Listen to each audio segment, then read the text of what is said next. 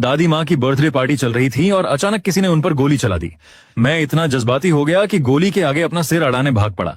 लेकिन तभी मेरी बड़ी बहन ने, जो जाने कैसे मेरे दिल की बात सुन चुकी थी, पीछे से आकर मुझे ऐसी जोरदार लात रसीद की कि मैं सीधे हवा में उड़ गया। पर भाई, मेरी किस्मत तो देखो, गोली फिर भी चूकी नहीं और सीधे जाकर मेरे कूल्हे पर लगी। जब दोबारा मेरी आंखें खुली तो मैंने पूरी ताकत से चिल्लाकर कहा, ओए, तेरे भाई की वापसी हो गई है। मेरी यह दहाड़ बिजली की तरह कड़कड़ाई, जिसे सुनकर बेड के पास खड़े जर्मन शेफर्ड और उसकी लुगाई बुरी तरह कांप गए। यहां तक कि वो जो नकली छोटा भाई है ना, मूक्की की, जो हमेशा मुझसे पंगे लेने के बहाने ढूंढता रहता है, डर के मारे हवा में उछल गया। सिर्फ मेरी तीनों बहनें एकदम शांत थीं। उनके चेहरों पर एक हल्की सी मुस्कान थी, जैसे उन्हें सब कुछ पहले से पता हो। मैंने चारों तरफ देखा। इन सब जाने पहचाने चेहरों को देखकर मुझे अपनी आंखों पर यकीन नहीं हो रहा था। अगले ही पल गुस्से के मारे मेरा भेजा फ्राई हो गया। मैंने अपने दिमाग में चीखना शुरू किया, सिस्टम के बच्चे बाहर निकल, ये क्या बकवास है। मेरा टास्क तो पूरा हो चुका था ना।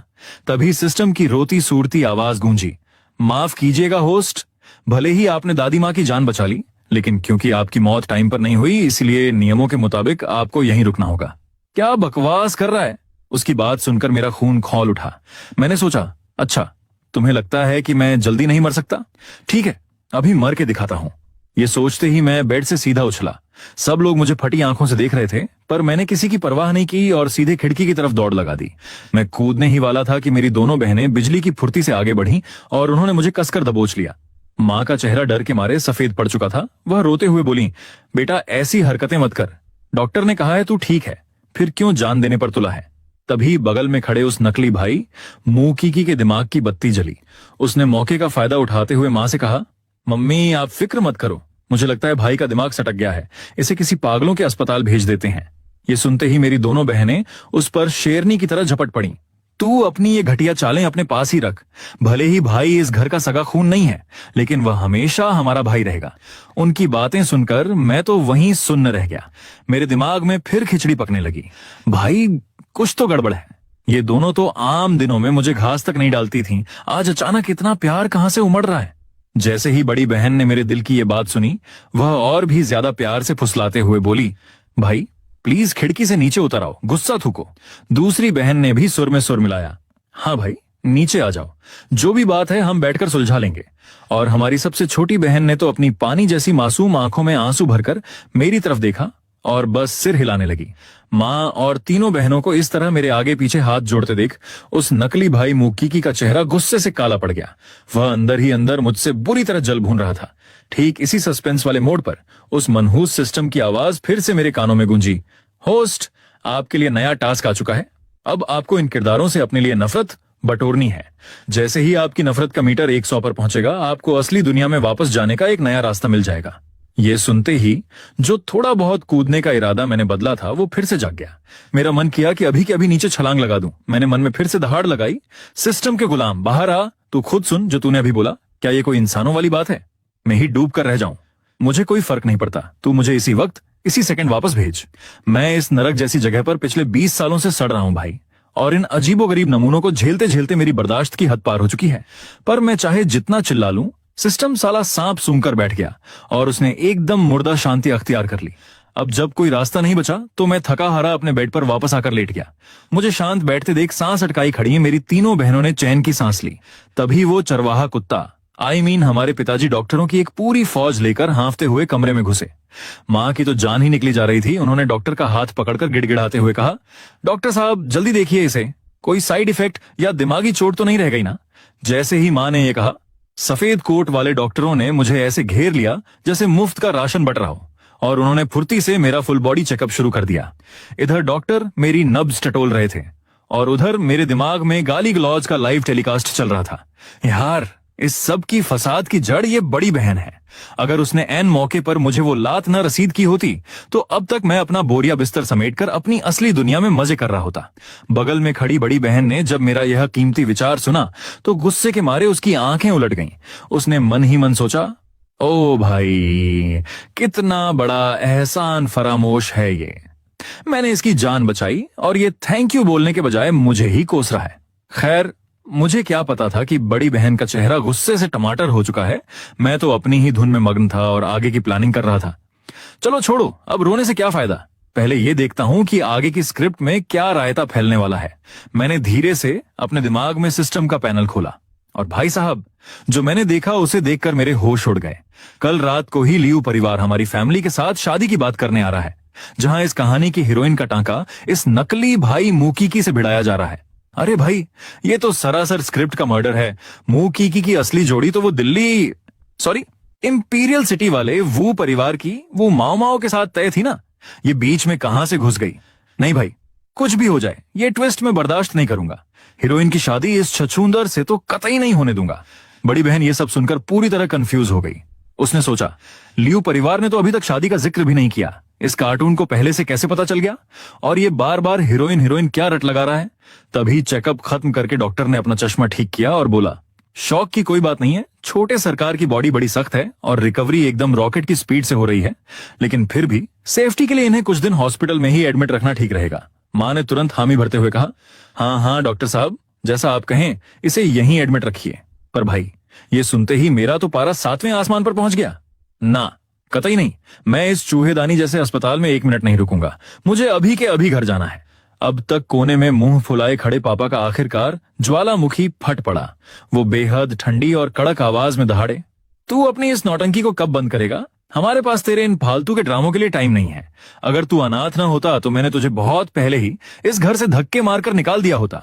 अपने सौतेले बाप की ये डांट सुनकर मैं डरा नहीं, बल्कि भाई, मुझे तो विक्टिम कार्ड खेलने का बहाना मिल गया। मैंने तुरंत भू भू करके रोना शुरू किया और आव देखा न ताव सीधे जाकर दूसरी बहन की गोदी में मुंह छिपा लिया और उसकी कमर को ऐसे जकड़ लिया जैसे कोई बच्चा अपनी मां को पकड़ता है। हाँ, मुझे पता है, आप मुझसे इसलिए ऐसा बर्ताव कर रहे हैं क्योंकि मैं आपका सगा खून नहीं हूं। अगर यही बात है तो मैं जीकर क्या करूंगा? इससे अच्छा तो मैं मर ही जाता। मैंने रोते बिलखते हुए पूरी एक्टिंग झोंक दी। पिताजी मेरी इस बात पर ऐसे निरुत्तर हुए कि उनका चेहरा शर्म और गुस्से से लाल हो गया और उनके मुंह से एक शब्द नहीं निकला। इस बीच साइड में खड़ा मूकीकी, जो इतनी देर से मुफ्त का तमाशा देख रहा था, बहती गंगा में हाथ धोते हुए बोला, मम्मी पापा, आप इसकी बातों का बुरा मत मानो। मुझे तो पूरा यकीन हो गया है कि भैया का स्क्रू ढीला हो चुका है। मेरी मानो तो इन्हें सीधे मेंटल हॉस्पिटल भिजवा दो।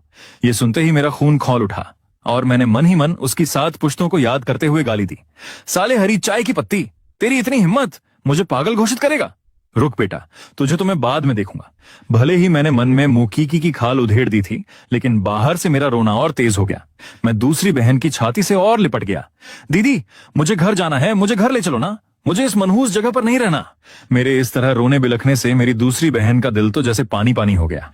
उसने मम्मी पापा की तरफ देखा और बड़े प्यार से उन्हें समझाते हुए कहा, मान जाओ ना मम्मी पापा, इसकी बात रख लो। वैसे भी डॉक्टर की रिपोर्ट में सब नॉर्मल आया है, इसे घर ले जाकर ही आराम करने देते हैं। अपनी दूसरी बहन को इस तरह मेरी वकालत करते देख मेरे दिल में तो जैसे लड्डू फूटने लगे। भाई साहब, मैं मन ही मन खुशी से झूम उठा। अरे वाह, मेरी दूसरी बहन तो सच में कितनी भली और नेक इंसान है यार। और भाई, इसकी कमर कितनी पतली और नाजुक है, ऐसा लग रहा है जैसे हल्का सा भी दबा दिया तो यहीं से 2 टुकड़े हो जाएंगी। मैं मन में यह सब बड़बड़ा ही रहा था कि मुझसे रहा नहीं गया और मैंने मजे से अपना गाल उसकी पतली कमर पर रगड़ना शुरू कर दिया। अब इधर दूसरी बहन, जो पहले मेरी तारीफें सुनकर मन ही मन फूली नहीं समा रही थी और जिसके गालों पर हल्की सी लाली छा गई थी, मेरे बाद वाले विचार सुनते ही और अपनी कमर पर मेरा गाल रगड़ता महसूस करते ही एकदम पत्थर बन गई। उसकी तो मानो सिट्टी पिट्टी ही गुम हो गई और आगे के शब्द उसके गले में ही अटक गए। उसने झटके से अपना हाथ झटका और मेरी वो बाहें, जो उसकी कमर के चारों तरफ लिपटी हुई थीं, उन्हें बेरहमी से हटा दिया। वह गुस्से में तमतमाकर बोली, चल ठीक है, अब ये नौटंकी बंद कर, जल्दी अपना बोरिया बिस्तर समेट और घर चल। इधर बगल में खड़े होकर मजे ले रही बड़ी बहन और छोटी बहन शुरू से लेकर आखिर तक यह पूरा ड्रामा बड़े चाव से देख रही थीं। दोनों के चेहरों पर एक जैसी कुटिल मुस्कान थी, जैसे कह रही हो, और ले मजे लग गई ना लंका। उनका दिल तो अंदर ही अंदर बाग बाग हो गया था। तभी उस शातिर नकली भाई मूकीकी की तेज नजरों ने कुछ ताड़ लिया। वैसे मुझे भी अंदाजा हो गया था। दरअसल जल्दबाजी में बेड से उतरने के चक्कर में मैंने बिस्तर का कबाड़ा कर दिया था। मैं सोच ही रहा था कि चलो इसे थोड़ा ठीक कर दूं। ये देखकर मुझे अंदर ही अंदर बहुत तेज हंसी आ रही थी, पर मैंने चेहरे पर एक बत्तीसी वाली मुस्कान चिपकाई और उसकी तारीफों के पुल बांधते हुए कहा, वाह छोटे भाई, तू तो बड़ा हैवी ड्राइवर निकला यार, क्या मस्त कंबल मोड़ा है, इसे देखकर ही लग रहा है कि तू कितना संस्कारी, भोला और सीधा बच्चा है। इतना कहकर मैं बिना पीछे मुड़े सीधे वार्ड से बाहर निकल गया। पार्किंग में पहुंचकर मैंने देखा कि पापा तो आगे वाली गाड़ी में जाकर बैठ गए हैं। मैंने बिना कुछ सोचे समझे सीधे पीछे खड़ी बड़ी बहन की गाड़ी का दरवाजा खोला और अंदर बैठ गया। दूसरी बहन और छोटी बहन ने जब मुझे बड़ी बहन की कार में बैठते देखा तो उन्होंने थोड़ा सा संकोच किया, पर फिर वे भी मेरे पीछे पीछे आकर उसी कार में बैठ गईं। गाड़ी काफी बड़ी और आलीशान थी। छोटी बहन आकर बिल्कुल मेरे बगल में बैठ गई और उसने बहुत ही धीमी आवाज में मुझसे कहा, भैया, पापा ने जो कुछ भी कहा आप प्लीज उसका बुरा मत मानना। आप हमेशा मेरे सगे और इकलौते भाई रहोगे। उसकी ये बात सुनकर भाई सच में मेरा दिल गार्डन गार्डन हो गया। मैंने मुस्कुराते हुए कहा, अरे मेरी प्यारी बहना, तू फिक्र मत कर। जब तूने ये बात कह दी ना तो तेरे भाई के सारे दुख दर्द पल भर में गायब हो गए। हमारी छोटी बहन ने, जो हमेशा से बड़ी शर्मीली किस्म की लड़की थी, मेरी यह बात सुनते ही उसके गोरे गोरे गाल टमाटर की तरह लाल हो गए।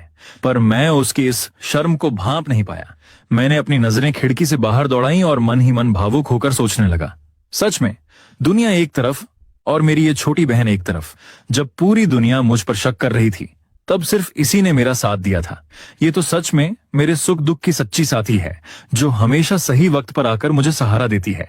छोटी बहन ने जब मेरे दिल में खुद के लिए इतनी तारीफ सुनी तो बेचारी शर्म के मारे पानी पानी हो गई और उसने अपना सिर नीचे झुका लिया। इसी बीच बगल में बैठी दूसरी बहन जो पानी पी रही थी, वो मेरे इस ड्रामे को सुनकर इतनी चौंकी कि उसके मुंह का सारा पानी फव्वारे की तरह बाहर आ गया। आधा पानी तो उसने खुद के कपड़ों पर ही छिड़क लिया और फिर उसे इतनी भयंकर खांसी उठी जैसे उसका फेफड़ा अभी बाहर आ गिरेगा। ड्राइविंग सीट पर बैठी बड़ी बहन भी रियर व्यू मिरर में यह सब देख रही थी। उससे अपनी हंसी रोकी नहीं जा रही थी और उसके कंधे जोर जोर से हिल रहे थे। मैंने दूसरी बहन की इस हालत को देखकर ऊपर से बड़ी झूठी हमदर्दी दिखाते हुए कहा, अरे दीदी, आप ठीक तो हो ना? लेकिन भाई, ट्विस्ट तो देखो। मेरी हमदर्दी के पीछे का जो असली विचार था वो भी सीधे उसके दिमाग में ट्रांसफर हो गया। अच्छा हुआ साले के साथ, और भुगतो। थोड़ी देर पहले मुझे अपनी कमर नहीं छूने दे रही थी ना, अब भुगतो मजे। ये सुनते ही तो दूसरी बहन के तन बदन में आग लग गई। उसकी आंखों से मानो अंगारे बरसने लगे। वह अपनी बत्ती सी भींचते हुए मुझ पर चिल्लाई, ओए, तू अभी मन ही मन मुझे गालियां दे रहा था ना? अब बगल में बैठी बड़ी बहन से और सस्पेंस झेला नहीं गया और वह ठांग करके जोर से हंस पड़ी।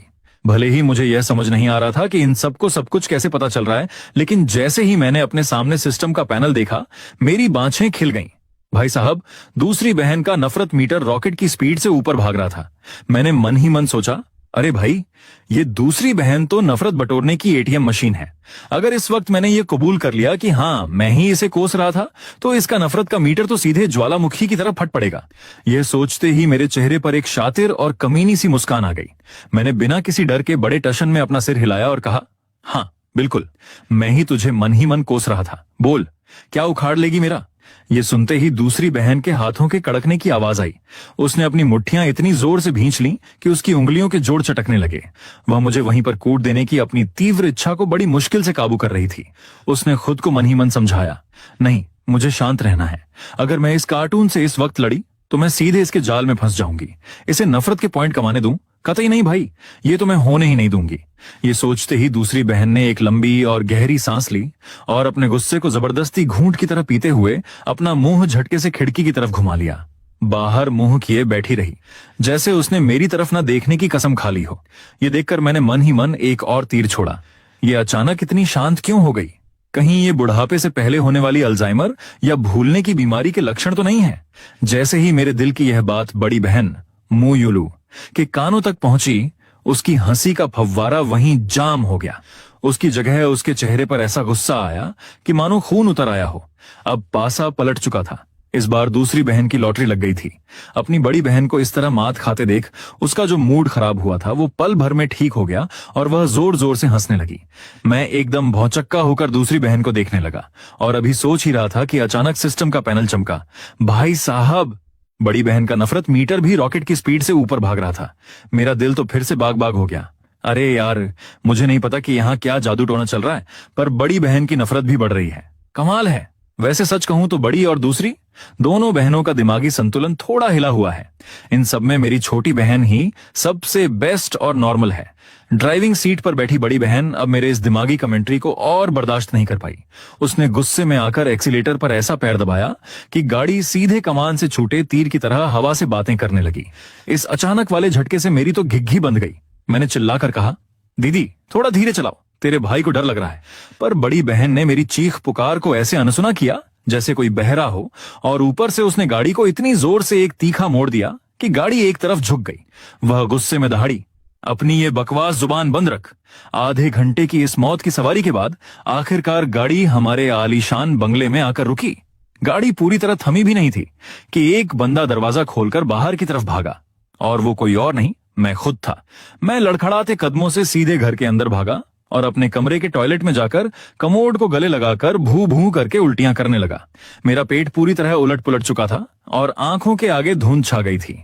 इसी बीच दूसरी तरफ से हमारे परम पूजनीय पिताजी और माताजी उस नकली भाई मुखीकी को साथ लेकर बड़े आराम से टहलते हुए विला के अंदर आए।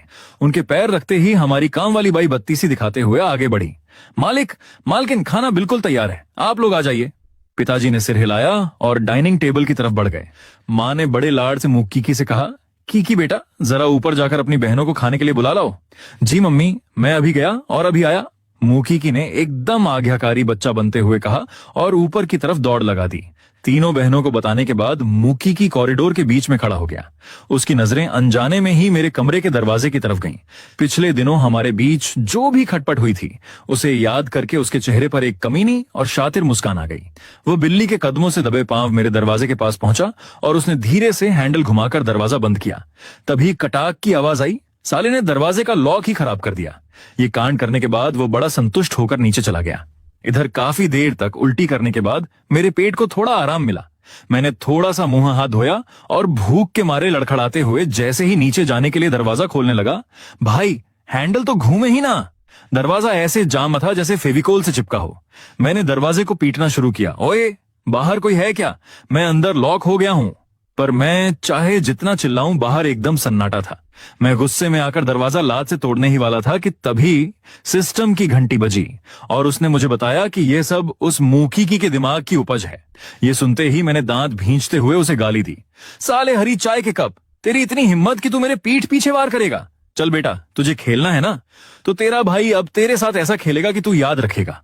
ये सोचकर मैं वापस बेड पर जाकर ठाठ से लेट गया। मुझे बाहर निकलने की कोई जल्दी नहीं थी। नीचे डाइनिंग टेबल पर बड़ी बहन ने चारों तरफ नजर दौड़ाई और उसकी त्योरियां चढ़ गईं। ये हमारा भाई कहाँ रह गया, उसने मोकीकी को घूरते हुए पूछा। तूने उसे बुलाने नहीं गया था क्या?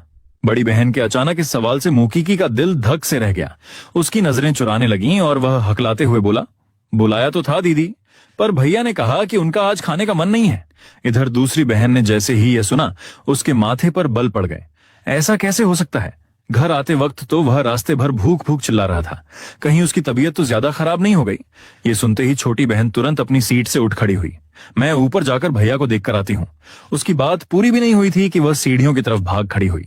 यह देखकर मुकीकी के हाथ पांव फूल गए। वह उसे रोकने के लिए पीछे भागा और मिन्नतें करने लगा। छोटी बहन, अरे सच में भैया ठीक है, तू फालतू में ऊपर मत जा। इतनी देर से शांत बैठे पिताजी का आखिरकार सब्र टूट गया। उन्होंने टेबल पर पटकते हुए चम्मच उठाई और बोले, छोड़ो उसे, इतना बड़ा सांड हो गया है, उसे क्या होगा, चलो सब चुपचाप खाना खाओ। पर पिताजी और मुकीकी चाहे जितना चिल्लाते रहे, छोटी बहन ने उनकी एक न सुनी। वह सीधे ऊपर भागी और मेरे दरवाजे पर पहुंचकर उसने हैंडल घुमाया, पर दरवाजा तो जैसे वेल्डिंग किया हुआ था, टस से मस नहीं हुआ। छोटी बहन घबरा गई और जोर से चिल्लाई, भैया आप अंदर हो क्या, आप ठीक तो हो ना? मैंने बेड पर लेटे लेटे ही जवाब दिया, हाँ बहना, मैं बिल्कुल ठीक हूं। बस ये दरवाजा पता नहीं कैसे अचानक जाम हो गया है, खुल ही नहीं रहा। मेरी आवाज सुनकर छोटी बहन की जान में जान आई, पर मुझे अंदर बंद देखकर वह परेशान हो गई। भैया आप रुको, मैं बड़ी दीदी को बुलाकर लाती हूँ। वह तुरंत नीचे भागी। डाइनिंग हॉल में आकर छोटी बहन ने सबको बताया कि मेरा दरवाजा लॉक हो चुका है। बड़ी बहन ने मुकीकी को एक तीखी नजर से घूरा और तुरंत कारपेंटर को फोन लगाने लगी। मुकीकी के माथे पर पसीने की बूंदें चमकने लगी थीं। वह मारे डर के अपना सिर झुकाए बैठा था और किसी से आंखें मिलाने की उसकी औकात नहीं हो रही थी। आधे घंटे के ड्रामे के बाद आखिरकार खट की आवाज के साथ दरवाजा खुला। मैं एकदम गुस्से से तमतमाया हुआ बाहर निकला और सीधे उंगली उठाकर मुखी से बोला, आजा मेरे लाडले भाई, आजा, तेरे भाई को तुझसे एकांत में कुछ गुप्त गुफ्तगू करनी है। तभी छोटी बहन दौड़ती हुई आई और उसने अपनी दोनों बाहें फैलाकर मुझे जोर से गले लगा लिया। अपनी बहन का यह निश्चल प्यार देखकर मेरा आधा गुस्सा तो पल भर में काफूर हो गया। मेरे चेहरे पर एक बड़ा भाई वाला लाड़ आ गया और मैंने प्यार से उसकी पीठ थपथपाई। बगल में खड़ी बड़ी बहन ने अपनी भौहें सिकाड़ते हुए पूछा, यह सब क्या तमाशा है? अच्छा भला दरवाजा अचानक कैसे खराब हो गया? मैंने चिढ़कर कहा, मुझे क्या पता, खाना खाओ अब, दरवाजा ठीक तो हो गया ना। 10 मिनट बाद मैं डाइनिंग टेबल पर बड़े नवाबों की तरह बैठकर खाना खा रहा था, जैसे मुझे थोड़ी देर पहले की घटना से कोई फर्क ही ना पड़ा हो। वैसे भी मेरे साथ ऐसा पहली बार तो हो नहीं रहा था। इस वक्त मेरा पूरा ध्यान सिर्फ एक चीज पर था, ज्यादा से ज्यादा नफरत कैसे बटोरी जाए। तभी मेरी नजर टेबल पर रखी मछली की प्लेट पर पड़ी। भाई साहब, बड़ी बहन को मछली से सख्त नफरत थी। बचपन में उसके गले में मछली का कांटा फंस गया था, तब से उसे इसका फोबिया था। मेरे चेहरे पर एक बेहद कमीनी और दुष्टों वाली मुस्कान आ गई। मैंने चुपके से बड़ी बहन की तरफ देखा और मन ही मन हंसा। अरे भाई, क्या जैकपॉट लगा है? बड़ी बहन, इस बार तो तू मेरे चंगुल से नहीं बच सकती। आज तो मैं तेरी नफरत का पूरा कोटा यहीं से वसूल करूंगा। ठीक इसी पल जैसे ही बड़ी बहन अपनी चम्मच किसी और डिश की तरफ बढ़ाने वाली थी, उसे जाने क्या महसूस हुआ कि उसकी चम्मच हवा में ही फ्रीज हो गई। वह बड़ी शकबरी नजरों से मुझे देखने लगी, क्योंकि उसे समझ नहीं आ रहा था कि जो आवाज उसने अभी अपने दिमाग में सुनी उसका क्या मतलब था। पर भाई, जब तक वे कुछ समझ पाती, मैंने फुर्ती दिखाई। मैंने मछली का एक बड़ा रसीला और मोटा टुकड़ा उठाया और बिना उसकी मर्जी के सीधे उसकी प्लेट में डाल दिया। मेरे चेहरे पर एक शातिर सी मुस्कान थी और मैंने जानबूझकर अपनी आवाज को थोड़ा नखरेले अंदाज में खींचते हुए कहा, लो दीदी, खाओ खाओ, मछली खाओ। बड़ी बहन तो जैसे सदमे में चली गई। लेकिन भाई, असली धमाका तो अभी बाकी था, क्योंकि उसी पल मेरे दिल का असली छिपा हुआ विचार सीधे उसके दिमाग में गूंज उठा। लो दीदी, खाओ। बहुत शौक था ना आज गाड़ी को जेट प्लेन बनाने का। तुम्हारी उस बुलेट ट्रेन जैसी ड्राइविंग की वजह से तुम्हारा ये भाई पूरे आधे घंटे तक टॉयलेट में बैठकर उल्टियां करता रहा। और तो और, तुम्हारी ही वजह से मुझे उस चूहे मुकीकी ने कमरे में बंद कर दिया। आज अगर मैंने तुम्हारा ये मछली का डर निकालकर तुम्हें सबक नहीं सिखाया तो मेरा नाम भी पलट देना। बगल में बैठे मुकीकी ने जब यह नजारा देखा तो उसे बहाती गंगा में हाथ धोने का एक और मौका मिल गया। वह तुरंत अपनी उंगलियां नचाते हुए चिल्लाया, भैया, ये आप क्या अनर्थ कर रहे हो? क्या आपको इतना भी नहीं पता कि बड़ी दीदी को मछली से कितनी नफरत है? आप जानबूझकर उन्हें तंग कर रहे हो। उसकी बात सुनते ही मैंने अपनी एक्टिंग का गेयर बदला। मैंने जानबूझकर अपना मुंह सड़े हुए कद्दू जैसा बड़ा खोला, फिर जोर से अपने सिर पर हाथ मारकर ऐसी शक्ल बनाई जैसे मुझे अभी अभी दुनिया का सबसे बड़ा सच पता चला हो। मैं नौटंकी करते हुए बोला, अरे बाप रे, हाय दैया, मेरी याददाश्त को क्या हो गया है? मैं तो यह बात बिल्कुल साफ भूल गया था। आई एम सो सॉरी दीदी, आप प्लीज मेरी इस नादानी को दिल पर मत लगाना, मुझे माफ कर दो। पर भाई, इसके बाद जो हुआ उसने मेरे पैरों के नीचे से जमीन ही खिसका दी। बड़ी बहन मेरी इस हरकत पर आगाबूला होने के बजाय बड़े आराम से मुस्कुराई। उसने धीरे से अपना सिर हिलाया। उसके होंठों पर एक ऐसी कातिल और बेहद सॉफ्ट मुस्कान आ गई जिसे देखकर मुझे अपनी आंखों पर यकीन नहीं हुआ। वह बड़े लाड से बोली, अरे मेरा प्यारा भाई, तूने अपनी बड़ी बहन के लिए अपनी प्लेट से उठाकर खाना परोसा है, यही मेरे लिए बहुत बड़ी बात है। मैं इतनी खुश हूं कि तूने मेरे बारे में सोचा। फिर भला मैं तेरे हाथ की दी हुई मछली से नफरत कैसे कर सकती हूँ? इतना कहकर मेरी फटी की फटी रह गई आंखों के सामने। उसने बड़े टशन में अपनी चम्मच उठाई, उस मछली के टुकड़े को उठाया और मजे से अपने मुंह में रख लिया। उसने उसे तसल्ली से चबाया, निगला और फिर मेरी तरफ देखकर एक और चीनी जैसी मीठी मुस्कान उछाली। वाह भाई, ये तो सच में बहुत टेस्टी है। ये देखते ही दूसरी बहन और छोटी बहन से अपनी हंसी रोकी नहीं गई। दोनों ने अपने मुंह पर हाथ रखा और खी खी करके हंसने लगी। लेकिन भाई, सबसे ज्यादा मिर्ची लगी थी उस नकली भाई मुकीकी को। वह गुस्से के मारे लाल पीला हो रहा था। उसकी आंखें ऐसी तमतमा गई थीं मानो अभी उनमें से चिंगारियां निकलकर पूरी डाइनिंग टेबल को भस्म कर देंगी। वह मन ही मन कुढ़ रहा था, ये क्या बकवास है? बड़ी दीदी को तो मछली के नाम से उल्टी आने लगती थी, आज इस 2 कौड़ी के भाई के हाथ से उन्होंने पूरी मछली हजम कर ली। ये चल क्या रहा है यार? मैं भी अपनी नाकामयाब चाल पर झेंपते हुए बस सिर हिलाकर रह गया। पर मेरे दिमाग के अंदर तो अलग ही सस्पेंस थ्रिलर चल रहा था। अरे भाई, ये बड़ी बहन को आज कौन सा दौरा पड़ा है? जो लड़की मछली का कांटा देखकर कांपने लगती थी, वो आज पूरी की पूरी शार्क डकार गई। अजीब सन की है यार। चलो छोड़ो, जब यहां दाल नहीं गली तो प्लान भी ट्राई करते हैं। इस बार बकरा, आई मीन बकरी, हमारी दूसरी बहन बनेगी। इधर दूसरी बहन जो अभी अभी बड़ी बहन के मजे ले रही थी और मुंह दबाकर हंस रही थी, उसके दिमाग में अचानक मेरे इस नए विचार का लाउडस्पीकर बज उठा।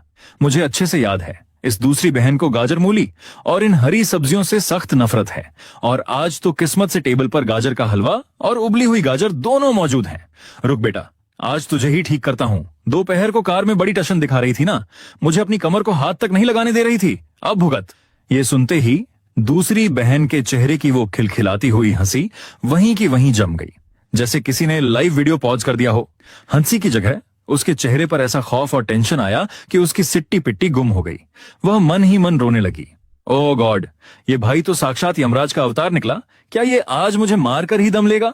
और भाई, जैसा उसने सोचा था, अगले ही सेकंड मेरा हाथ हवा में लहराया और मैंने गाजर का एक बड़ा सा पीस उठाया और टपाक से सीधे उसकी प्लेट के बीचों बीच लैंड करा दिया। मैंने अपने चेहरे पर दुनिया की सबसे कमीनी और शातिर मुस्कान चिपकाई और बड़े प्यार से कहा, लो मेरी प्यारी और दुलारी दूसरी दीदी, जरा हरी लाल सब्जियां खाया करो, सेहत के लिए बहुत अच्छी होती हैं। बच्चों की तरह खान पान में नखरे करना अच्छी बात नहीं है, चलो जल्दी खत्म करो। मेरी बात अभी पूरी भी नहीं हुई थी कि अचानक पूरे डाइनिंग हॉल का तापमान जैसे -डिग्री में चला गया। कमरे की हवा इतनी ठंडी हो गई कि मानो सब कुछ जम जाएगा, क्योंकि दूसरी बहन के शरीर से इस वक्त गुस्से और नफरत का ऐसा भयंकर तूफान निकल रहा था कि बाकी लोग अपनी सांसें थाम कर बैठ गए कि उस खूंखार और जानलेवा नफरत को देखकर सबकी घिघी बंध गई। भाई साहब, कमरे में ऐसा सन्नाटा छा गया मानो कोई भूत आ गया हो। सब लोग चूहे की तरह दुबक कर बैठ गए। किसी की इतनी औकात नहीं हो रही थी कि एक सांस भी जोर से ले ले। पर उनकी ये हालत देखकर मेरे दिल में तो शहनाइयां बज रही थीं। मैं मन ही मन उछल पड़ा। अरे भाई, मजा आ गया, आखिरकार मेरी ये दूसरी बलि चढ़ ही गई। ये तो सच में सुलग गई है। अब आएगा ना मजा, अब मेरा नफरत का मीटर सीधे स्पेस में जाएगा। ओए दूसरी बहन, अब देर मत कर, जल्दी से अपनी जुबान खोल और मुझे 4-5 बढ़िया सी गालियां सुना दे, मेरा उद्धार कर दे। मेरे इस निहायत ही डीठ और थप्पड़ खाने वाले विचारों को सुनकर दूसरी बहन का भेजा सच में फ्राई होने लगा। उसके अंदर गुस्से का ज्वालामुखी उबल रहा था, लेकिन भाई ट्विस्ट तो देखो। उसने बस अपनी भौहें सिकाड़ी, एक लंबी सांस ली और बिना एक सेकंड गंवाए अपनी प्लेट से वो गाजर उठाई और सीधे ले जाकर उस नकली भाई मुकीकी की प्लेट में पटक दी। ये कांड करने के बाद दूसरी बहन के चेहरे पर फिर से वही मक्खन जैसी मुस्कान वापस आ गई। वह बड़ी ही मिठास के साथ मुकीकी से बोली, कीकी बेटा, तुझे तो पता ही है ना कि तेरी दूसरी दीदी को इन सब हरी लाल सब्जियों से कितनी एलर्जी है, और तू अभी छोटा है, तेरी बढ़ने की उम्र है, शरीर को विटामिन की जरूरत है। चल, अपनी प्यारी दीदी के बदले तू ही इसे चुपचाप खा ले। मूकी की तो पहले 1 सेकंड के लिए बिल्कुल ब्लैंक हो गया, जैसे उसके तोते उड़ गए हों। पर फिर 2 सेकंड बाद जैसे उसकी बत्ती जली, उसने अपनी बत्ती सी निकाली और नकली चमकती मुस्कान के साथ बोला, थैंक यू सो मच दीदी, आप सच में मेरा कितना ख्याल रखती हो, आप बहुत अच्छी हो। इधर डाइनिंग टेबल पर बैठे पापा और मम्मी अपनी इस हमेशा नाक पर गुस्सा रखने वाली और जिद्दी बेटी का ये रूप देखकर फटी आंखों से उसे ताकने लगे। उनके दिमाग में एक ही सवाल था, भाई ये हमारी ही बेटी है ना, या इसका भी स्क्रू ढीला हो गया है? ये इतनी संस्कारी कब से हो गई?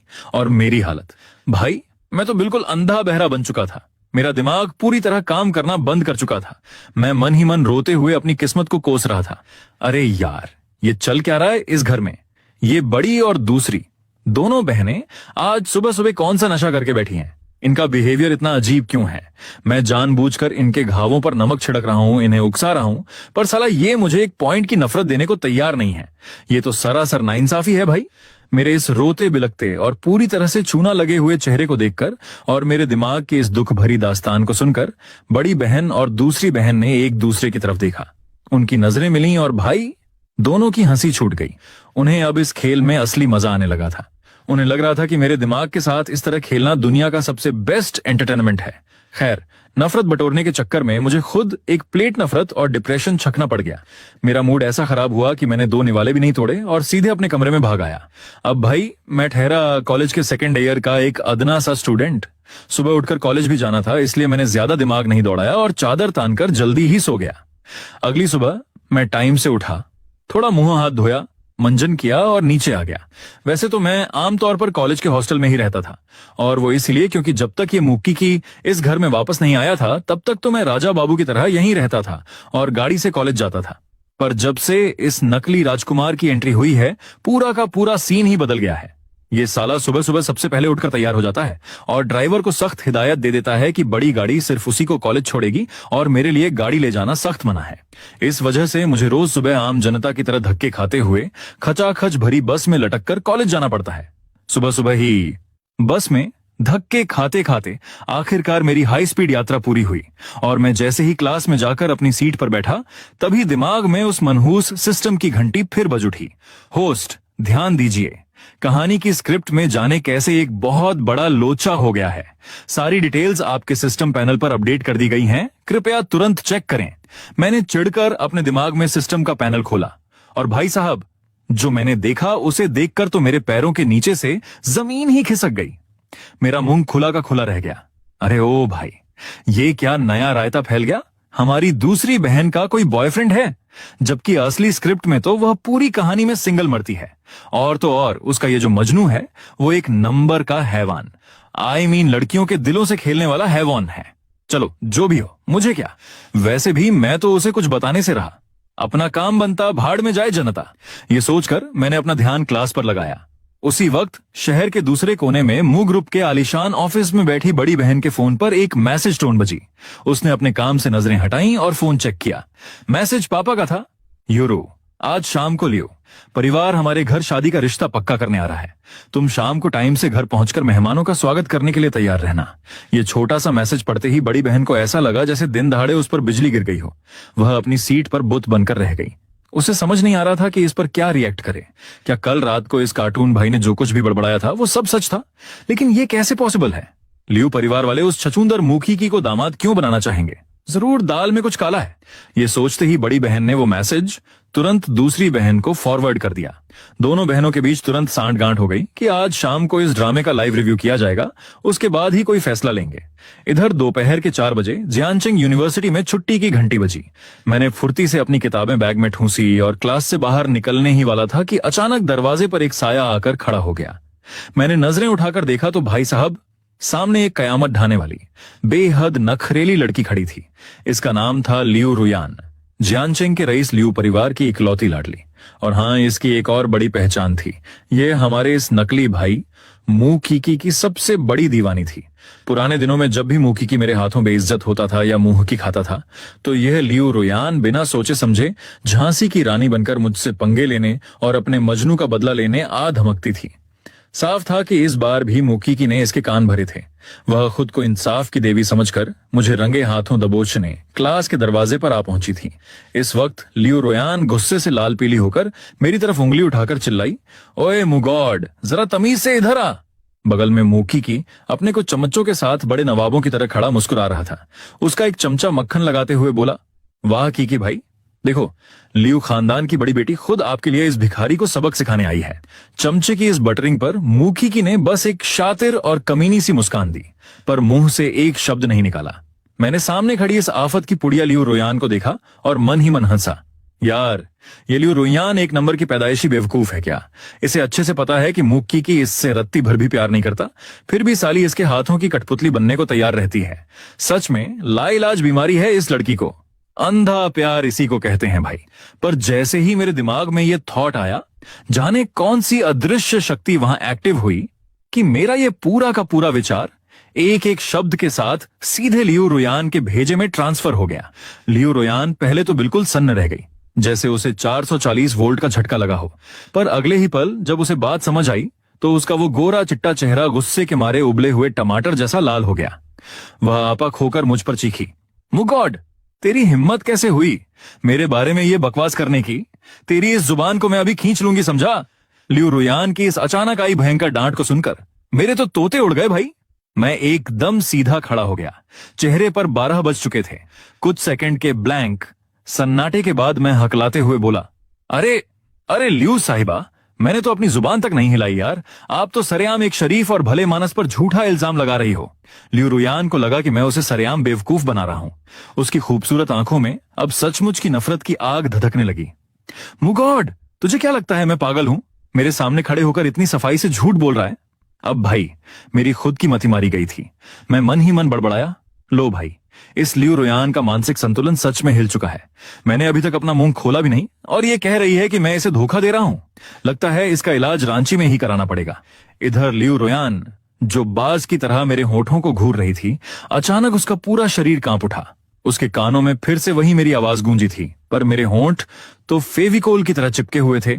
उसके दिमाग की बत्ती चमकी और उसे एक गहरा झटका लगा। ओ माय गॉड, इसका मतलब ये जो मैं सुन रही हूं, ये इसकी आवाज नहीं, ये इसके दिल की बात है।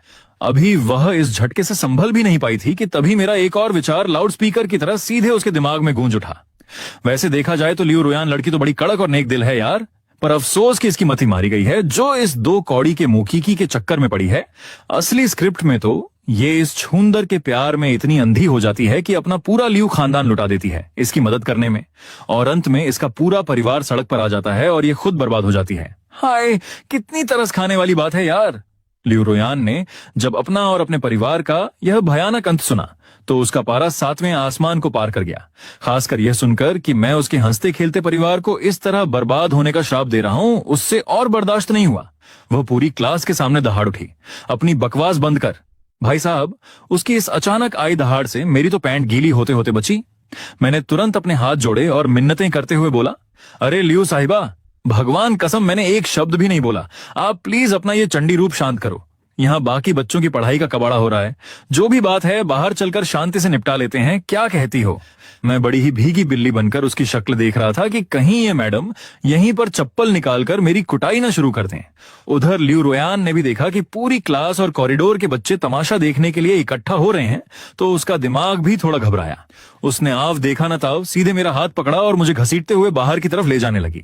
अचानक हुए इस हाथ पकड़ाई वाले हमले से मैं तो हक्का बक्का रह गया। मैं खींचा चला जा रहा था और चिल्ला रहा था, अरे अरे मैडम, हाथ तो छोड़ो, दुनिया क्या सोचेगी? लड़का लड़की का सरेआम ऐसे हाथ पकड़ना हमारे संस्कारों के खिलाफ है भाई। पर लियू रोयान के कानों पर जूं तक नहीं रेंगी। उसने मेरे हाथ को ऐसे जकड़ रखा था जैसे पुलिस मुलजिम को पकड़ती है, और बिना पीछे मुड़े मुझे खींचती रही। पीछे क्लास के दरवाजे पर हमारा वो नकली भाई मोक्की की और उसका खास चमचा जिसका नाम जियासई था, दोनों बुत बने खड़े रह गए। जियासई की तो आंखें फटी की फटी रह गईं। उसने थूक निगलते हुए मोक्की के कान में फुसफुसाया, की भाई, ये क्या स्कैम हो गया? लियू रोयान आपके बजाय उस भिखारी मुगौड़ का हाथ पकड़कर क्यों भाग गई? ये सुनते ही मोक्की का चेहरा कोयले जैसा काला पड़ गया।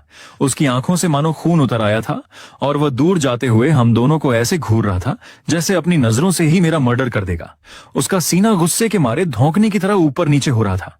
उसने अपने चमचे को भाव तक नहीं दिया, एक जोरदार हुंकार भरी और पैर पटकता हुआ दूसरी तरफ निकल गया। बेचारा चमचा वहीं खड़ा मुंह देखता रह गया। इधर लियू रोयान को दुनिया की कोई परवाह नहीं थी।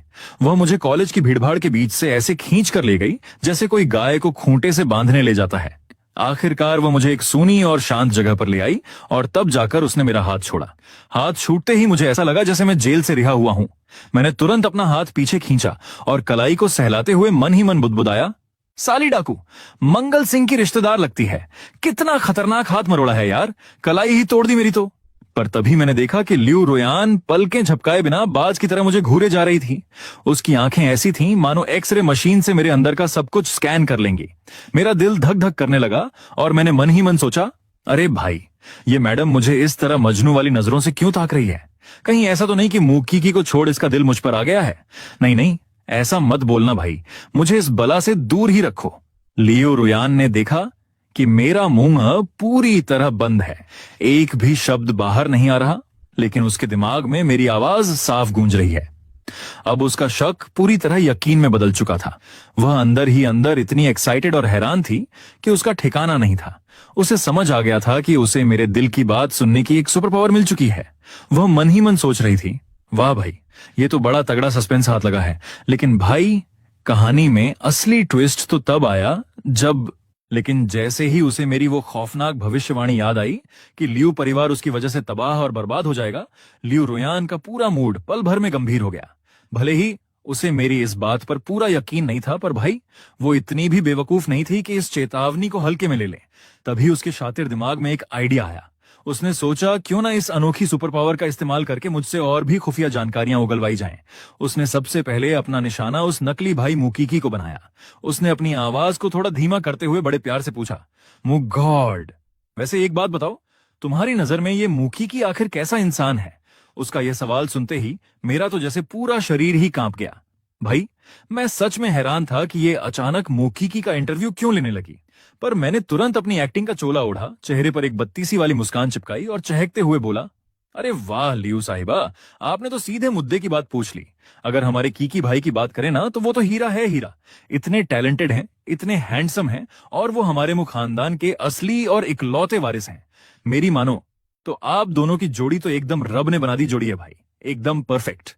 अब मुंह से तो मैं मुखीकी के लिए तारीफों के पुल बांध रहा था, लेकिन उसी पल लियू रोयान के भेजे में मेरे दिल का असली सच डीजे के लाउडस्पीकर की तरह बज उठा।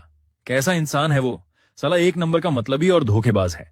इस लियू रोयान को इतनी अक्ल नहीं है कि मुखीकी को पहले से पता है कि ये उस पर मरती है, पर वो साला ना तो इसे साफ साफ मना करता है और ना ही अपनाता है, बस इसका इस्तेमाल करता है। यहां तक कि उसने खुद इस लड़की को भड़काकर मुझे पिटवाने भेजा और ये अंधी उसके चक्कर में चली आई। खैर, वैसे देखा जाए तो तुम दोनों एक नंबर के कार्टून हो, तुम्हारी जोड़ी सच में मेड फॉर ईच अदर है। हा हा हा। ये सुनते ही लियू रोयान की आंखें फटी की फटी रह गईं। वो बिल्कुल सन्न होकर मुझे देखने लगी। उसे यकीन नहीं हो रहा था कि मेरे दिमाग में उसके और उसके क्रश के बारे में इतने घटिया विचार चल रहे हैं। गुस्सा उसके सीधे सिर पर चढ़ गया और उसने आव देखा न ताव अपनी टांग हवा में लहराई और भाई साहब मुझे ऐसी जोरदार किक रसीद की कि मेरे मुंह से एक दर्दनाक चीख निकली, आह मम्मी, और मैं सीधे किसी उड़ती हुई चिड़िया की तरह हवा में तैरता हुआ दूर जाकर जमीन पर देमार हुआ। मैं जमीन पर पड़ा पड़ा अपना पेट पकड़कर कराह रहा था। मेरा चेहरा दर्द के मारे सफेद पड़ चुका था और माथे से पसीने की बूंदें टपक रही थीं। मैंने रोते हुए चिल्लाकर कहा, अरे लियू साहिबा, ये क्या बदतमीजी है यार, मैंने आपका क्या बिगाड़ा था जो आपने मुझे फुटबॉल की तरह उड़ा दिया। पर लियू रोयान के चेहरे पर रत्ती भर भी पछतावा नहीं था, उल्टा उसके होठों पर एक बड़ी ही कमीनी और विजयी मुस्कान आ गई। वह अपने कपड़े ठीक करते हुए बड़े टशन में बोली, मेरा जब मन करता है मैं तब मारती हूँ, बस मेरा मूड हुआ तुझे कूटने का तो मैंने कूट दिया, बोल क्या कर लेगा। उसकी यह गुंडागर्दी देखकर मेरी तो अंदर ही अंदर रूह कांप गई। मैं मन ही मन रोने लगा और अपने भाग्य को कोसने लगा। ये लड़की तो साक्षात लेडी डॉन निकली यार, कितनी बेरहमी से लात मारी है। अगर मैं इसके साथ 2 मिनट और रुका ना तो ये मुझे यहीं पर दफना देगी। नहीं भाई, यहां से पतली गली पकड़कर निकलना ही समझदारी है। लेकिन साला लोचा ये है कि इस लड़की को ताइक्वांडो आता है, मैं इससे तेज भाग पाऊंगा क्या? कहीं भागने के चक्कर में ये मेरी दूसरी टांग भी ना तोड़ दे। लियू रोयान ने जब मेरे दिल की यह खौफनाक दास्तान सुनी तो उसने बड़ी ही कातिल नजरों से मुझे ऊपर से नीचे तक देखा। उसकी आंखों में एक अजीब सी चमक थी, जैसे बिल्ली चूहे को देखकर मुस्कुराती है। और ठीक इसी मोड़ पर उसके शातिर दिमाग में मुझे हमेशा के लिए अपने चंगुल में फंसाने का एक नया और तगड़ा प्लान आ गया। लियू रोयान के चेहरे पर एक कुटिल मुस्कान तैर गई और उसने अपनी दोनों बाहें सीने पर बांधते हुए कहा, मुंह गॉड, ये लेडी डॉन तुझे अपने पापों का प्रायश्चित करने का एक सुनहरा मौका दे रही है। बस आज शाम को शरीफ बच्चा बनकर मेरे साथ मेरे घर चल और मेरे साथ डिनर कर। अगर तूने मेरी बात मान ली तो मैं वादा करती हूं कि आज के बाद कभी तेरे पीछे नहीं पड़ूंगी। बोल, सौदा बुरा तो नहीं है ना? उसने आधा हंसते आधा चिढ़ाते वाली शक्ल बनाकर मेरी तरफ देखा और मेरे जवाब का इंतजार करने लगी। पर भाई, उसका यह ऑफर सुनते ही मेरे तो तोते उड़ गए। मैं मन ही मन गहरी सोच में डूब गया और घबरा कर सोचने लगा, अरे भाई, ये तो सीधे सीधे मौत के कुएं में छलांग लगाने जैसा है। अगर मैं इसके साथ इसके घर गया तो ये तो वही बात हो गई कि बकरा खुद कसाई के घर दावत खाने जा रहा है। एक बार वहां गया तो ये साली ताइक्वांडो की चैंपियन मुझे जिंदा वापस नहीं आने देगी। और सबसे बड़ा लोचा तो ये है कि आज शाम को ही लियू परिवार हमारे घर शादी का रिश्ता लेकर आने वाला है, जो कि इस कहानी का सबसे बड़ा टर्निंग पॉइंट है। मेरा वहां रहना बेहद जरूरी है। कुछ भी हो जाए, मैं इसके घर तो कतई नहीं जाने वाला। डर के मारे मेरे माथे पर पसीने की बूंदें चमकने लगी थीं। इधर लियू रोयान ने जब मेरे दिल की ये पूरी राम कहानी सुनी तो उसने थोड़ा दिमाग दौड़ाया और तुरंत एक नया पैंतरा मार दिया। उसने मन ही मन सोचा, अच्छा तो आज शाम को हमारे और मुंह परिवार के बीच कोई शादी का कॉन्ट्रैक्ट साइन होने वाला है, तब तो मुझे खुद मुंह खानदान के बंगले पर जाकर इस पूरे रायते की जांच पड़ताल करनी पड़ेगी। ये सोचते ही लियू रोयान ने बड़े टशन में हाथ हवा में लहराया और सीधे शब्दों में कहा, चल छोड़, तेरी इस भीगी बिल्ली जैसी शक्ल को देखकर ही लग रहा है कि तेरी मेरे घर आने की औकात नहीं है। चल, आज तेरी बड़ी दीदी खुद तुझ पर रहम खाती है, आज शाम को मैं खुद तेरे घर मेहमान बनकर आ रही हूं, डील पक्की। इतना कहकर वह फिल्मी स्टाइल में पलटी और मटकती हुई वहां से रफू चक्कर हो गई। मैं वहीं जमीन पर बैठा फटी आंखों से उसे जाता देखता रह गया। मेरा चेहरा बिल्कुल सफेद पड़ चुका था। मैंने अपने सिर पर हाथ रख लिया। हे भगवान, ये मैंने कौन से जन्म के पाप किए थे जो ये आफत मेरे गले पड़ गई। वक्त पंख लगाकर उड़ा और देखते ही देखते दोपहर के लंच का टाइम हो गया।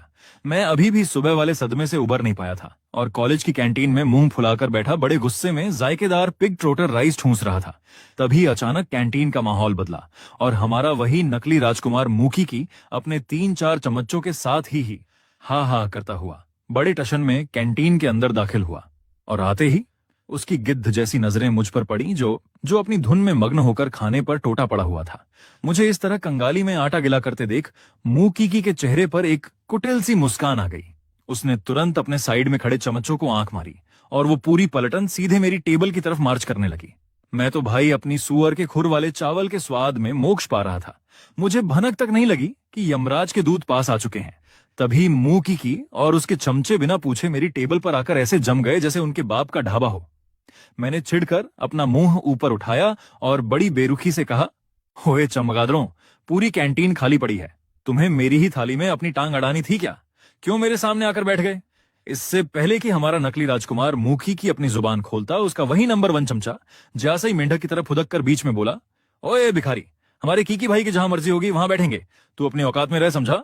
इतना बोलकर उसने मुझे ऐसी लुक दी जैसे वो मुझे कच्चा चबा जाएगा। पर मूकी ने बड़े ही फिल्मी अंदाज में जियासई के कंधे पर हाथ रखा और हंसते हुए बोला, हा हा हा, जियासई, हमारे बड़े भाई के साथ इतनी बदतमीजी से बात मत करो यार, बेचारे डर जाएंगे। आखिर वो नाम के लिए ही सही हमारे भाई तो है ना, हमें थोड़ा भाईचारा दिखाना चाहिए। ये सुनते ही जियासई ने तुरंत अपनी पूंछ हिलाई। हाँ हाँ कीकी भाई, आप बिल्कुल ठीक कह रहे हो, मैं ही थोड़ा जज्बाती हो गया था। आपकी डांट मेरे सिर माथे पर।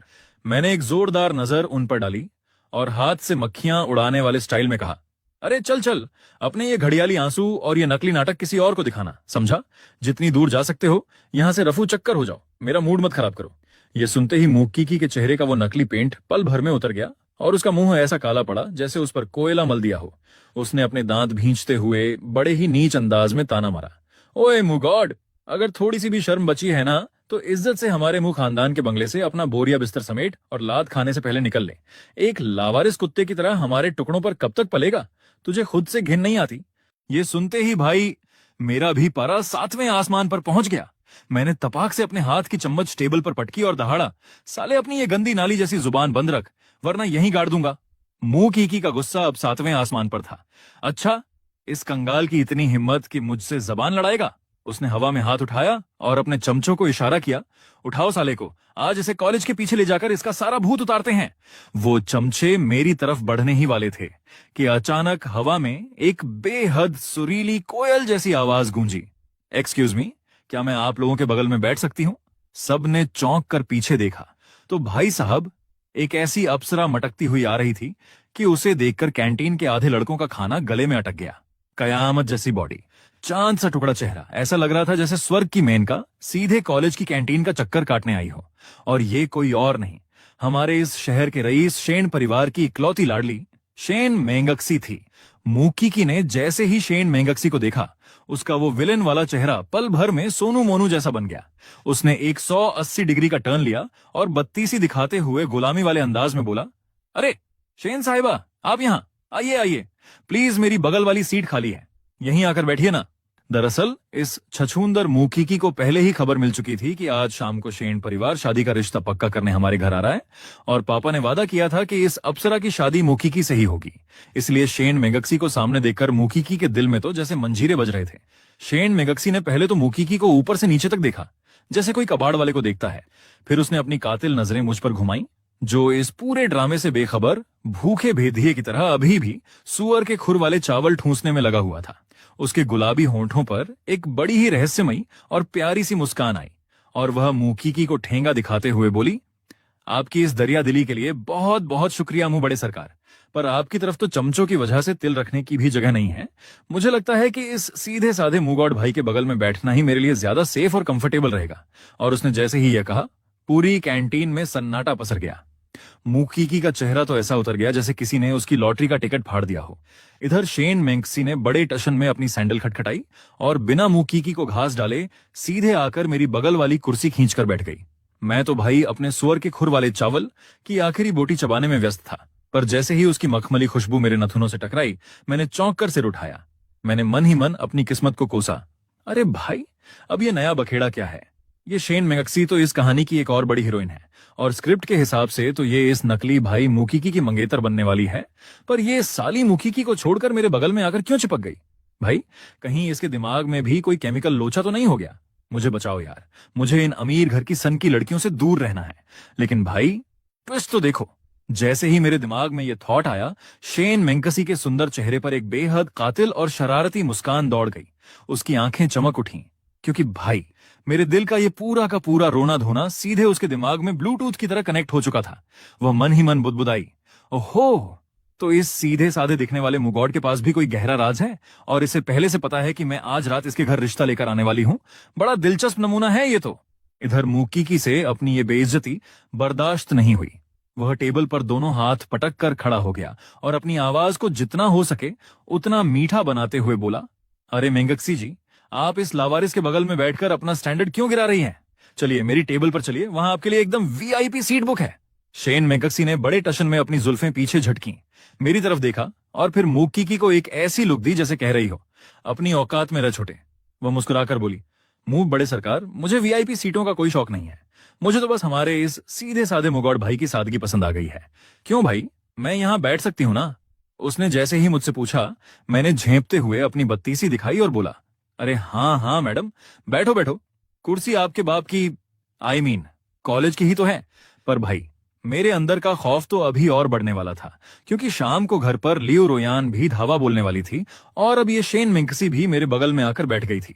मुझे साफ दिख रहा था कि आज शाम को हमारे मुंह खानदान के बंगले पर महाभारत का पार्ट 2 लाइव होने वाला है।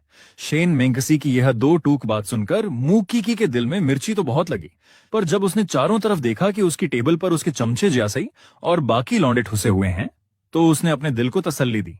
चलो कोई बात नहीं, शायद इन गवारों की वजह से ही मेंगक्सी मेरी टेबल पर नहीं आई और उस भिखारी के बगल में बैठ गई।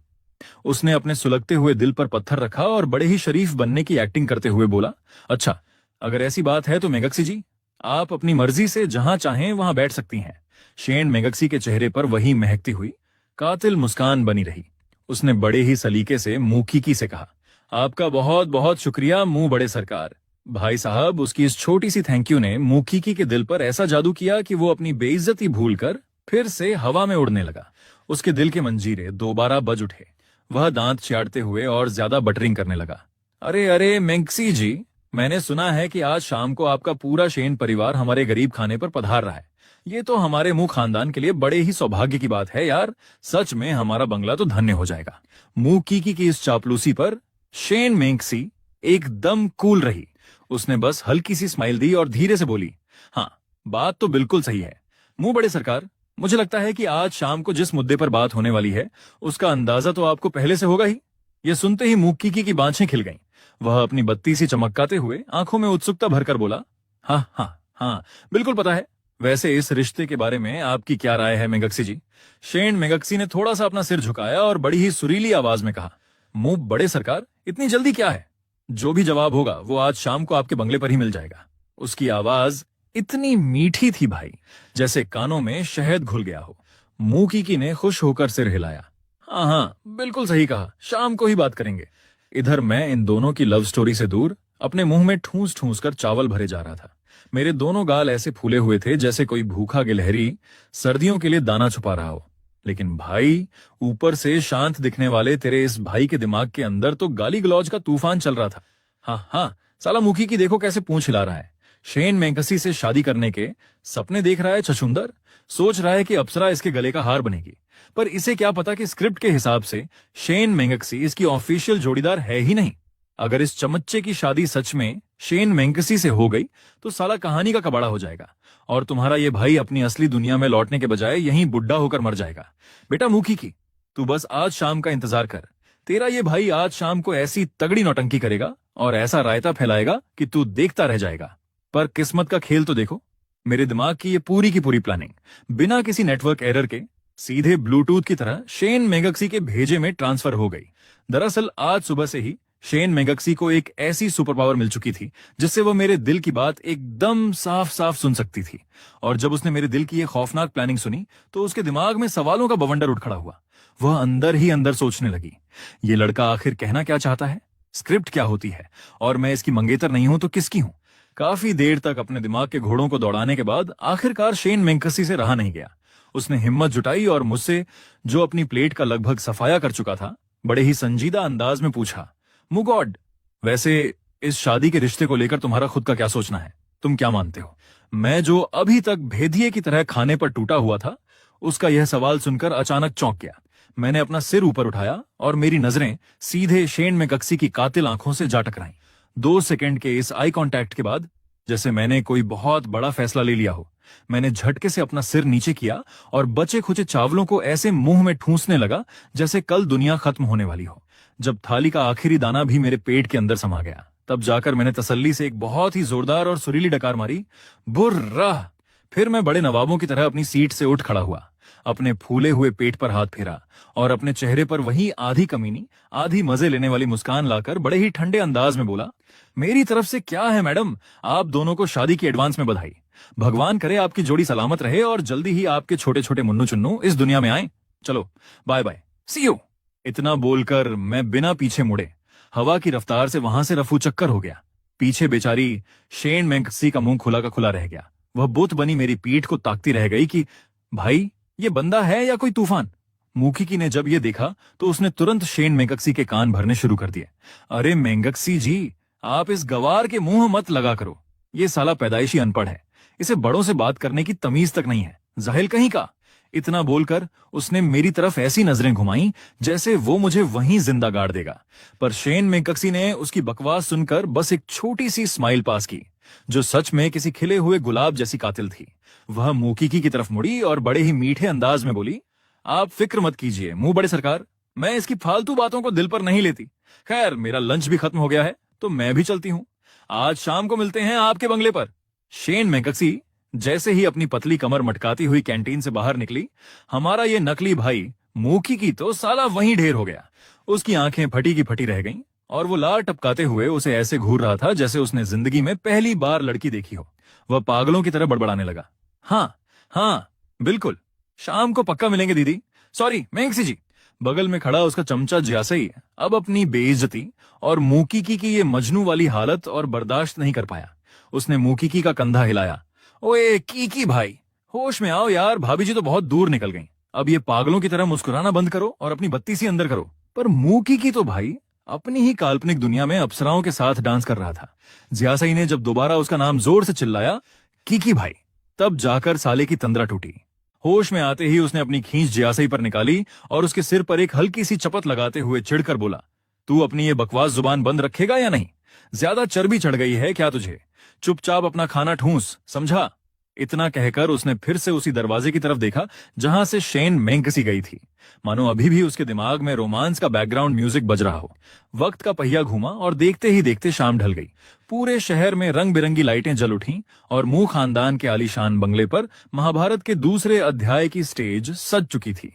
और जैसे ही शाम ढली, शहर का वो शोर शराबा धीरे धीरे रात के सन्नाटे में खोने लगा और मैं एक लोकल टैक्सी पकड़कर वापस अपने बंगले पर आ पहुंचा। जैसे ही मैंने घर के अंदर पैर रखा, मेरी नजर लिविंग रूम पर पड़ी। वहां हमारा वो नकली भाई मुखिकी, दूसरी बहन और हमारे परम पूजनीय पिताजी पहले से ही सोफे पर कुंडली मारकर बैठे थे। पर भाई, मैंने इन नमूनों को भाव देना तो दूर, उनकी तरफ देखा तक नहीं, जैसे वो कोई मिस्टर इंडिया होकर हवा में बैठे हों। मैं सीधे लंबी लंबी टांगें खींचता हुआ ऊपर अपने कमरे की तरफ निकल गया। कमरे में पहुंचकर मैंने अपना बैग और सामान टेबल पर पटका, थोड़ी सी राहत की सांस ली, अपने फेफड़ों में हवा भरी और खुद को शाम के दंगल के लिए तैयार करके वापस नीचे आ गया। पर इस बार मैं लिविंग रूम की तरफ नहीं गया, बल्कि मेरा रुख सीधे किचन की तरफ था। किचन के अंदर घुसते ही मुझे माँ दिखाई दी, जो एप्रन बांधे चूल्हे के सामने बड़े टशन में कड़ाही चला रही थी और पूरे किचन में लाजवाब खाने की खुशबू तैर रही थी। खुशबू सूंघते ही मेरी बाँछें खिल गईं। मैंने बड़े ही कैजुअल अंदाज में पूछा, अरे वाह मम्मी, आज क्या बात है जो आप खुद शेफ बन गई हो और इतने सारे 56 भोग तैयार कर रही हो? मेरी आवाज सुनकर माँ ने मुड़कर देखा। उनके चेहरे पर एक हल्की सी स्माइल तो आई, पर साथ ही उन्होंने अपनी आंखें तरेड़ते हुए बड़ी सख्त हिदायत दे डाली, चुपचाप सुन ले बेटा, आज शाम को शेन परिवार के वीआईपी मेहमान हमारे घर आ रहे हैं, इसलिए मैं खुद ये खास तैयारियां कर रही हूँ। कान खोलकर सुन ले, आज रात मुझे तेरा कोई भी ड्रामा या नौटंकी नहीं चाहिए। शरीफ बनकर कोने में बैठना, समझा? ठीक इसी मोड़ पर बाहर मेन गेट पर गाड़ियों के रुकने और कदमों की आवाज आई।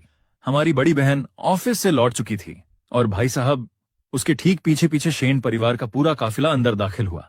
सबसे आगे शेन परिवार की मुखिया बूढ़ी दादी माँ थी, उनके पीछे शेन कियान, उनकी धर्मपत्नी शू जीजिन, और उन सब के पीछे वही कॉलेज वाली अप्सरा शेन मेंक्सी मटकती हुई आ रही थी। शेन परिवार को देखते ही हमारे पिताजी के तो जैसे भागे खुल गए। वह सोफे से ऐसे उछले जैसे नीचे स्प्रिंग लगी हो और बत्ती सी चमकाते हुए दौड़कर गेट पर पहुंचे। उनके पीछे पीछे मूखी की और दूसरी बहन भी दुम हिलाते हुए भागे। पिताजी ने थोड़ा सा झुककर गुलामी वाले अंदाज में हाथ जोड़े और कहा, अरे शेन दादी माँ, प्रणाम प्रणाम, आइए आइए, इस तरफ पधारिए, हमारा घर धन्य हो गया। शेन दादी माँ ने बड़े रईसों वाले एटीट्यूड में बस एक ठंडी हुंकार भरी, ठीक है। तभी बगल से दूसरी बहन ने फुर्ती दिखाई और मक्खन लगाने के लिए आगे बढ़ी। शेन अंकल, शेन आंटी और मेंगक्सी, प्लीज अंदर आइए, आप सबका स्वागत है। ये सुनते ही शेन आंटी के चेहरे पर एक बनावटी मुस्कान आई और उन्होंने दूसरी बहन को ऊपर से नीचे तक देखकर तारीफों के पुल बांध दिए। अरे वाह मुये, तुम तो पेशे से डॉक्टर हो ना।